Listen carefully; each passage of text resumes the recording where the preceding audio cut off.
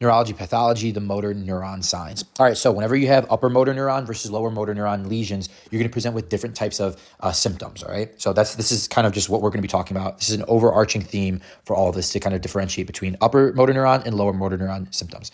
Very easy. So the first thing you're going to be seeing is atrophy. Atrophy is going to be present in lower motor neuron lesions, and it's going to be absent in upper motor neuron lesions. The reason behind that is because upper motor neuron lesions are going to cause a spastic paralysis. Okay, so that means you're constantly flexing. Okay, you have spasticity, so your muscles don't atrophy.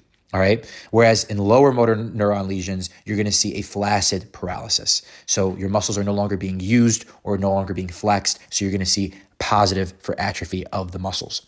Okay. Now, one thing that might be confusing is fasciculations, and this is something that you just have to memorize. Fasciculations are going to be positive in lower motor neuron lesions and negative in upper motor neuron lesions. Although it can be confusing with the spasticity, fasciculations are different. Okay. Fasciculations are going to be seen in lower motor neuron lesions. Okay.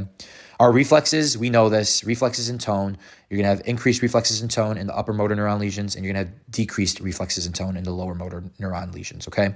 Very easy to understand. The last and probably most important thing is our Babinski. So if you have a lower motor neuron lesion, you're going to have downgoing toes, okay? Babinski will be negative. If you have upper motor neuron lesion, you're going to have Babinski positive, and you have upgoing toes, all right? Essentially, that's all you really need to know about the motor neuron signs. And the reason it's important is because we're going to be talking about the spinal cord lesions in the next video.